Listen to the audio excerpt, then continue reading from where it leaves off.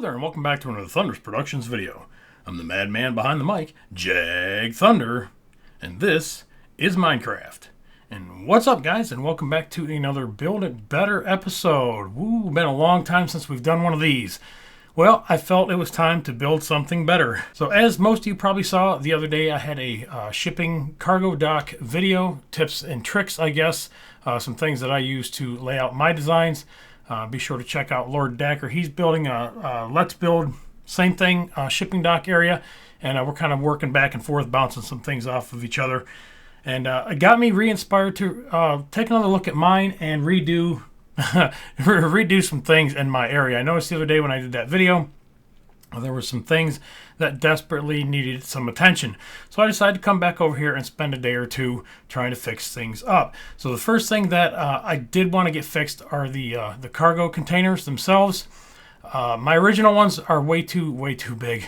I don't know what I was thinking, but I've got them 1, 2, 3, 4, 5 by 1, 2, 3, 4, 5. And I think the reason why I did that is because this is the very first semi truck that I made. And it was 5 wide, so I was trying to make it scaled to this truck here. Well, over time, I've slimlined everything, and I've got some other truck designs that are now 3 wide, or 1, 2, 3. And those crates or those containers don't look right with these trucks anymore. So what I did is I took this whole section over here, and I deleted it all, took all the cargo containers out. I want to keep the spacing on the lanes because I've got the numbers at the end and it just looks good. But it doesn't look as cramped cramped now with the bigger truck in there. It looks like there's a little bit more room. So it backs on up in here, and then the cranes pick it up and then put it back here in the cargo storage area. And is what I've done is I've widened that to 1, 2, 3, 4, 5, 6, 7, 8, 9, 10 wide. So I'm actually getting more containers in that area, and I think it looks a lot better. I went through and I designed probably about 15 or 20, about 20 different containers over here. And as what I did, I started taking these and mixing and matching, and it took a while to get this first section done. And that's what I'll do is I'll start grabbing this section, little bits and pieces, and then working across, reversing it, and all that kind of stuff. And that's how I'll get it transferred to the other areas. But no big deal. From the top. From the top aerial view, you can see I've got a lot more containers in here, and the scale isn't enough where it's drastically different. So everything is going to work out really good. So anyways, I'm really happy there. The truck designs, as far as the ones that work up next to the ships here, I redesigned these a little bit. Again, borrowed the front piece here from, pretty sure it's Operation Realism, guys. And then he had the cargo container trailers. I redesigned it a little bit, basically so that the containers would fit on there a little bit better. And if you haven't looked at the containers, and most of us haven't, how I didn't really pay any attention to how these things work. They're different than just a standard 53-foot cargo one you see on the road. You'll notice.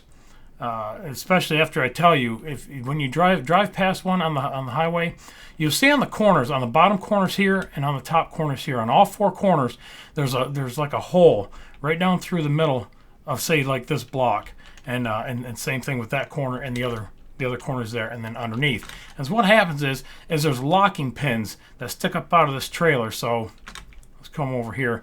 So like right here out of this corner, there would be a pin sticking up from this corner and that corner, and then the front 2 corners. And when it sets down on this the trailer, it locks in. There's like a handle that you grab and you just turn it, and it just locks it in. Like it turns about 90 degrees, and it locks that pin, and it locks this container onto this trailer. And then also too, the ones up here at the top work the same way. So when the spreaders come down and they hook in, there's a pin that goes down in there, and then there's some sort of like a hydraulic mechanism that's controlled from the main seat.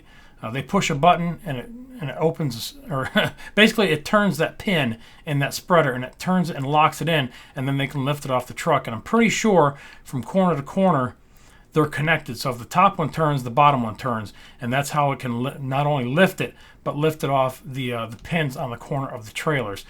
Again, pretty sure that's pretty accurate how that works. I've watched several videos back when I was making this entire area, trying to do as much research as I could, because I was curious as to how the hell they got these off of these trucks, and you know, how they got them stacked like this and got them on the ships, because I thought it was grabbed from the end. And I just watched Laura Decker's video today, and when he first started making his straddle carriers, he first had his spreaders over the sides of the boxes, and I'm assuming he assumed the same thing, is that basically it grabbed the top and then, you know, pinched inward and then picked the container up. It doesn't work like that. Like I said, there's pins between this mechanism, the spreader, and the top of the container. So I just wanted to go over that in case, you know, some people are kind of wondering how that worked. Like I said, all the spreaders work the same way. Same thing up here on this one, and then same thing on these over here. Like I said, they all work the same. They lock in,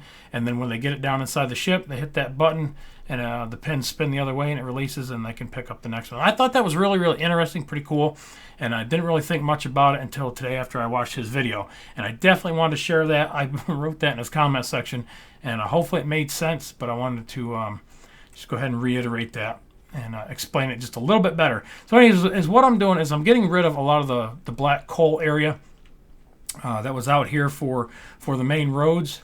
I think it blends in better using what I'm using right now. This what is it? Andesite in my texture pack. I want to leave the middle area here, the dark coal, just because it looks good. I don't want to do the entire docks out of that material. I didn't have the andesite when I first built this area, so now that I've got it, I want to use it. I think it looks a lot better. But what I'm going to do is I'm going to take this design over here and transfer it all the way across all 70 lanes. I think there's 5 on each side or something or other, or 10 on each side. I don't remember now. 1, 2, 3, 4, 5, 6, 7. Okay, so there's 70. There's 70 lanes. So anyways, is what I'm going to do is I'm going to take everything here and just start flopping it over just like it did originally. And it does. It takes time. It's easier doing it in MC Edit.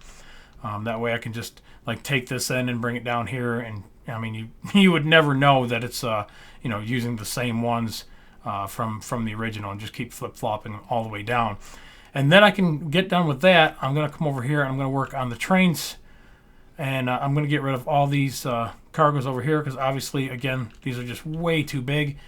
And I always thought this train car looked a little jacked up, a little funky, especially once I had the containers in it. They just looked huge. So now I think they're going to look really, really good once I get the new containers in there.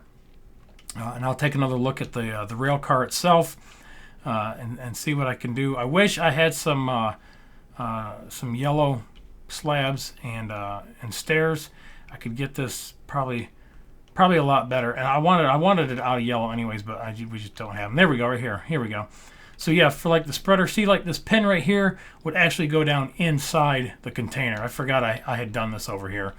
So this will actually go down in and would actually flush up and then turn and then be able to lift that up. But yeah, that was that was my first stacker design. I know I showed it in the last video, but I didn't get kind of a close-up where you guys could take a look at it. It's all right. It's again, now that I've got the containers are a different size now, this is going to be complete overkill, and I'm going to have to redesign it. Something, again, like this here, like they had over there in Operation Realism, or the Esterlon. I almost want to think this is from Esterlon. Anyways, there's their trailers, and you can see how I've changed it from mine. I've used the wall pieces, and I've made it longer, and then I made the corner pieces line up with the corner of the cargo containers. And I think that's a lot more accurate, and I think it looks a lot better. But anyways, yeah, not much more I'm going to talk about in this video. Keep it short and sweet. It's kind of a follow-up to the other shipping docks video that I posted the other day. This is what I'm working on right now. And again, the Build It Better series is basically Build It Better. We go back in and we look at things through Jag's eyes and try to build things better. And hopefully you guys get some better ideas in your world, and you can go back. One of my biggest things that I like to say to everybody is, and this is a prime example. I haven't touched this area in over a year and a half. I've come back, and there's so many things that I look at, and I'm like, okay, that definitely needs changed. That needs changed. When you build something, and you just nail it, and you're done in 3 or 4 days or a week or whatever, you miss things. You miss some details, and you'll come back, a month later, 6 months later, and you'd be ripping shit out. I don't like that. I'm going to change that. That's completely different. Plus, your skills will change.